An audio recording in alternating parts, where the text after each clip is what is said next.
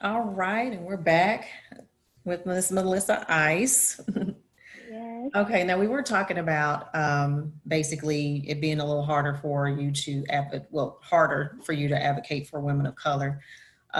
Where, because I know that you have a program, but where can we, um, pretty much as a community, as a society, where can we step in those areas?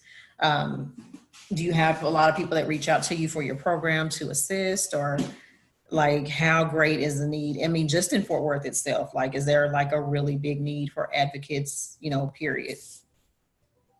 Yeah, I would say there's a big need, and I also feel like there's a need for more women of color to be advocates because we serve so many women who are black and brown, and I would love for them to see more advocates that look like them and represent um, healthy, successful lives that they too can feel like they have the ability to achieve as well.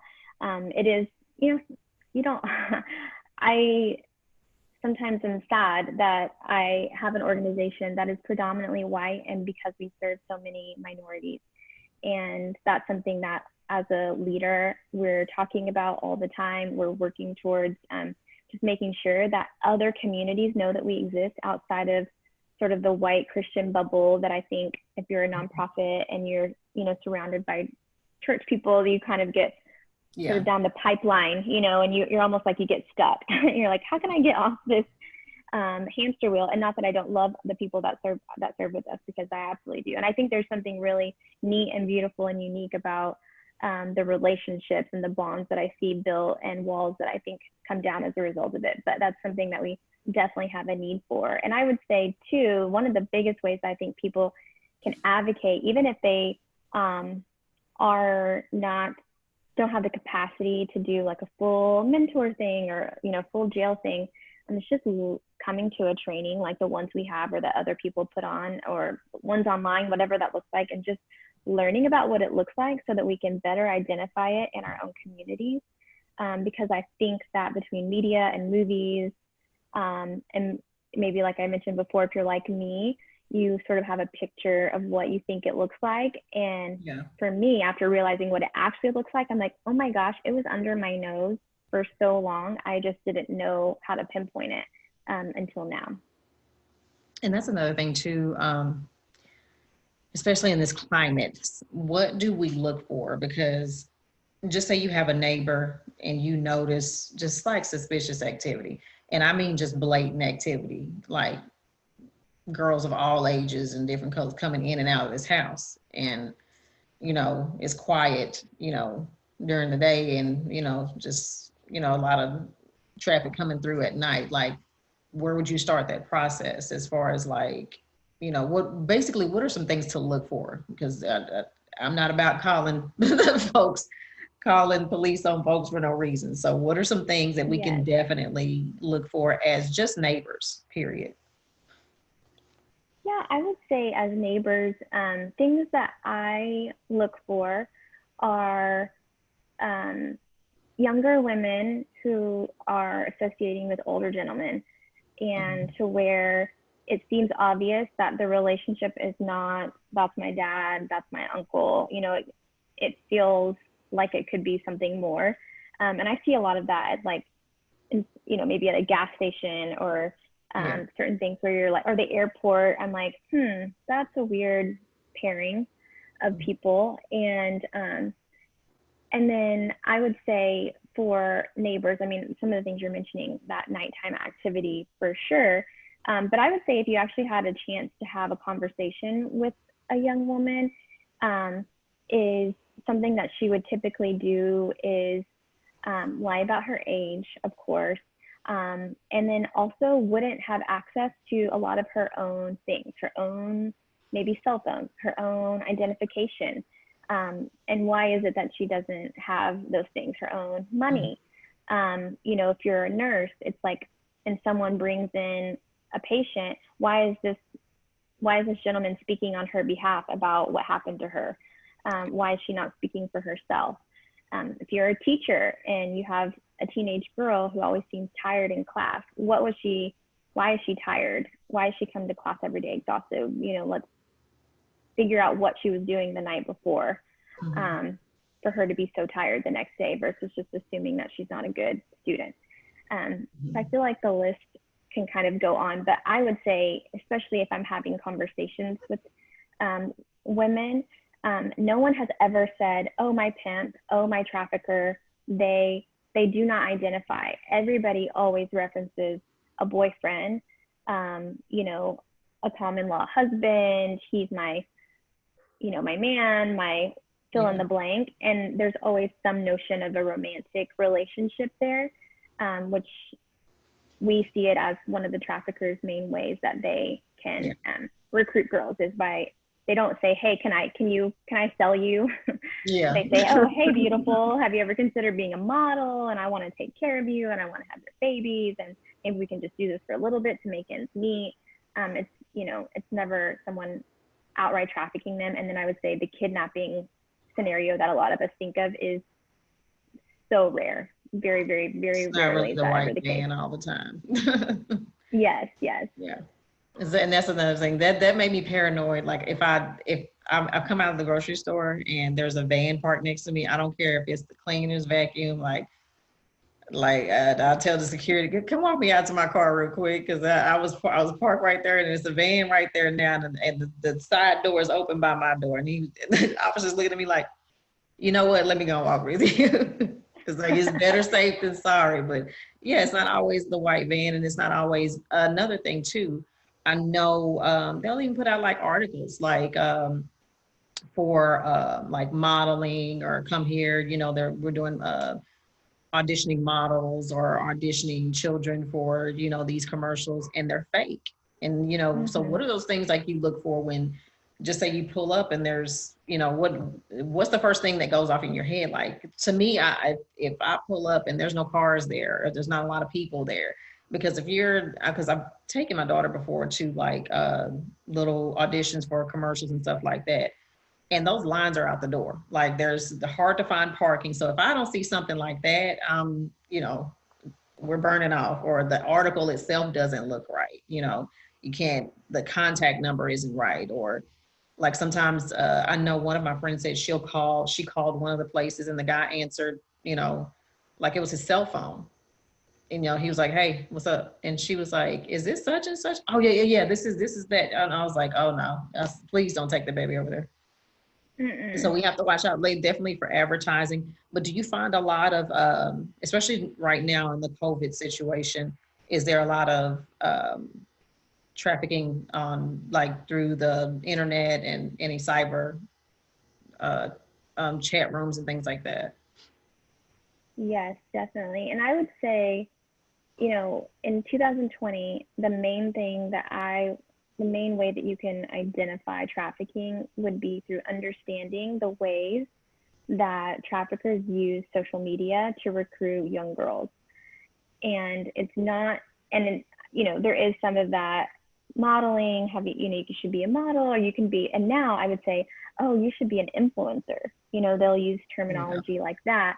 I'm actually a rapper, and I'm having a music video that I'm shooting this coming weekend, and I think you would be great in it, and it could help you with your platform. There's some of that kind of talk. But then I would say too, there's also peer-to-peer recruiting. And so that is something that I'm seeing more of, which is like essentially like a girlfriend reaching out to another girlfriend. And maybe this one girl is like flashing a lot of cash on Snapchat. And then the other friend reaches out and says, "Oh my gosh, like, where'd you get all that money?" And she's like, "Well, if you really want this kind of money, I can help you get it. I can introduce you to so and so because he's the one who's helped me make money." And there's that kind of peer-to-peer recruiting too, but a lot of it in the context of social media and Instagram and direct messages and things like that. Or it could just be what I call the Romeo tactic, which is a guy reaching out to a girl. And I Yeah. would say too, it's not always the girls who you would think that they would only reach out to the ones who are like scantily dressed or something because they think, "Oh, she's already in the same mindset as me." But I would say traffickers actually reach out to young girls who maybe post about being discontent, about how their family doesn't understand them, Yeah. how they don't feel like anyone loves them, because they're looking for those vulnerabilities and they're looking for those insecurities because they're wanting to find someone who has a need that needs to be met and they want to be the one to meet that need.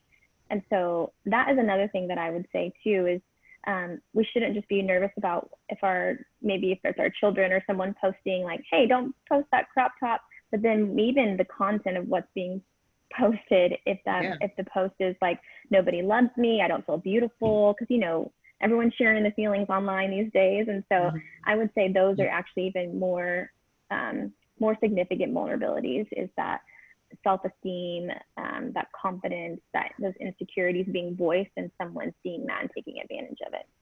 Yeah, I think it's a lot of difference now because a lot of parents use the technology to kind of help, to keep the kids busy, or she has her own cell phone, or that helps her have a little independence or whatever. But, it's okay as a parent to check the phones. It's okay as a parent to, check the computers and things like that, because you can definitely, stop this from happening, and get a Mm-hmm. handle on it before something worse happens. And another thing too is you got to know like who's in your kids' lives. Like, I'm not the type of parent, like I don't know, like um, especially when my oldest daughter lived with me.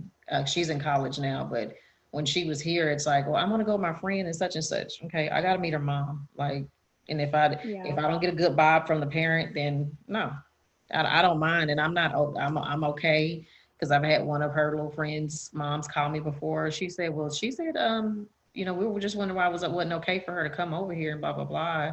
And I was like, well, you let her go by herself a little too much. Well, they're going to be together. They're teenagers. I understand. But, if they're going down the street to this person's house or that person's house, walking up and down the street, both of them can be taken. One of them can be taken, and one of them could be my child. So, no, like, it's not like I want her up under me all the time. Like, we can go to the mall, and y'all can go, do whatever you need to do in the little store or whatever. But I want to be close by. I'm just not wanting them to leave my kid, by themselves. And she just couldn't stand it, but you're still breathing, so I'm okay with it. Yeah. Exactly. But I think a lot of that, especially, is a lot of it is technology too. Now, as far as trafficking, as far as like parents, what are some things that um, just off the top that we need to be aware of? Because that spending the night at other kids' houses and stuff like that. I mean, we would have to know each other for some years for that one to go. But just things that we need to recognize off top before. Um, I mean, even just going out with our kids, like, what are some things that you can recommend for us to just like to be leery of? Yeah. So I feel like it's so funny because there are the signs to look for, further down the road, I guess more like the older they get. And then I don't know if anybody has, younger kids that's listening, like me. I have a 2 and 4 year old. So you're like, well, oh, you're light years away from this. But I think now that I know what I know because of my job and what I do, I talk to my daughter quite a bit about, and we read books about consent and her body. And she's only 4 years old, but Yeah. she knows all her body parts and she calls them by their legitimate names. And that's good because she recognizes that she has full autonomy. And and so even if I'm changing her and she doesn't want me to, I say, it's up to you. If you want to put your own underwear on, you can, or mommy can, whatever makes you feel most comfortable. Just to show her that she has ownership over her body, and Yeah. her learning that at a young age, I think is super important.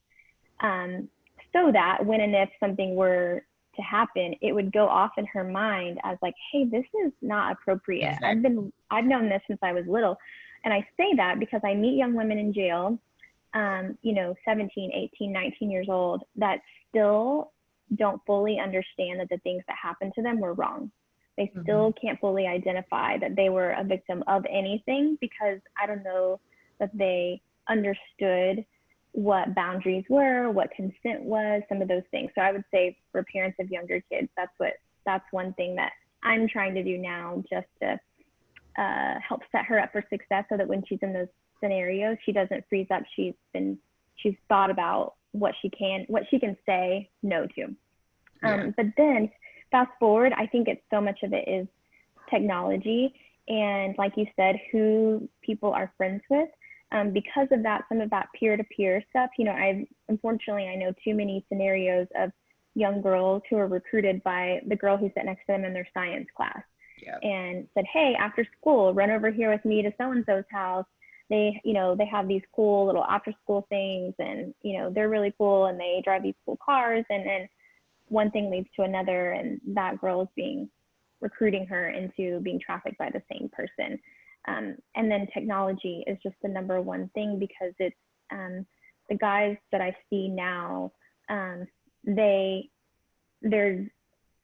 testing those boundaries by using social media to say, send me a picture of this, to kind of see what a young girl is willing or not willing to do, and then it sort of escalates from there. Yeah. That's another thing too.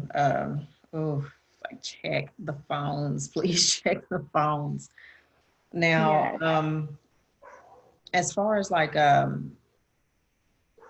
would say the level of trafficking, like is it because I know it's not just women being trafficked, Yes. but as far as like what age group? Because I know people can be trafficked at. I was told, and if this is a myth, let me know, because there's different types of trafficking. There's organ trafficking. There's Labor I'm sorry, trafficking. labor And trafficking and sex trafficking. yeah. So basically, what you can be basically is that we can fall under any age group. Like, should everybody be cautious, or should we zone in on a certain age group? Like, what will we do? I would say so. The average age of entry into trafficking in the United States is between 12 and 14 years old. That is by and far the largest age as far as a point of entry. And it's funny because you hear a statistic like that and you're like, that sounds crazy, like that's just like a kid. Mhm. And but now I have met dozens and dozens and dozens of women. So fast forward, they're in jail, they're 25, 30, 35, 40. And when I do an assessment on them, sure enough, when I get back down to their childhood, their point of entry was between the ages of 12 and 14. Of course, you have some 15, 16, 17, but then you also have some 9, 10, 11. And so it makes sense that that's the average age. Yeah. And so I would say younger girls, and of course there are young boys too, but getting them at that age is so much better, because once we meet women who are, in their 20s or 30s or even 40s, at that point, their life has essentially been stolen from them, because they weren't finishing school, they weren't filling up their resume with job history. Instead, they were experiencing abuse, trauma, rape, day in and day out, not knowing anything else or anything different. And so that would be the main age group, I would say, that are most vulnerable. And because if you think about it, a young girl, their brains are still developing. And so you have these traffickers who are men who are professionals at what they do. They know exactly how to get into the mind of a young girl. And you have young girls who maybe don't have the wherewithal or the emotional maturity to recognize that what's happening to them is wrong. Yeah. Now, also, just in general, as far as safety, um, because I know, I mean, as far as like just going out normally, because I know you were saying that the myths that we have about the white van, and stuff like that.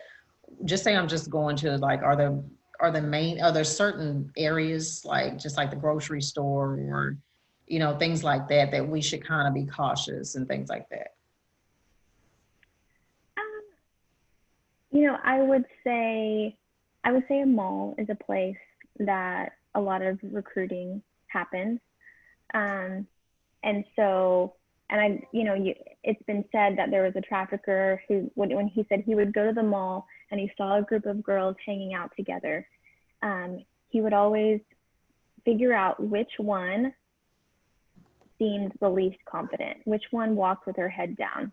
And that would be the one that, if you have the girlfriends who are like confident and bubbly and talking, he would look for the one who thought she wasn't pretty and tell her, has anyone ever told you how beautiful you are? That he would sort of seek out the one that is most insecure or has a low self-esteem. And so places like the mall, I think, are places where they can meet sort of serendipitously. But online, I think, would be one of the main ways that people can actually find someone, build that relationship with them, not have any sort of outside parental external factors keeping them from meeting because they're meeting, through a phone or something like that. And then I would say just friends at school. That's what I'm hearing a lot of, is just girls who are meeting friends and then going to so-and-so's house, so-and-so's party, let me introduce you to so-and-so, and sort of that kind of organic meeting up. I would say that parking lots and stores and things like that, although Forever 21, but that's in a mall. But I would say your typical places that you go and run errands and do normal domestic life are not the more prominent places. It would definitely be a place like a mall where they expect to not have parents around young kids, young adults. And then online for sure is just what I'm hearing over and over and over again. Okay. Now, well, I'm sorry, we're going to go to commercial, but when we come back, we're going to discuss basically law enforcement, because I know like we have like human trafficking task force and things like that. So we're going to get into that one as soon as we come back.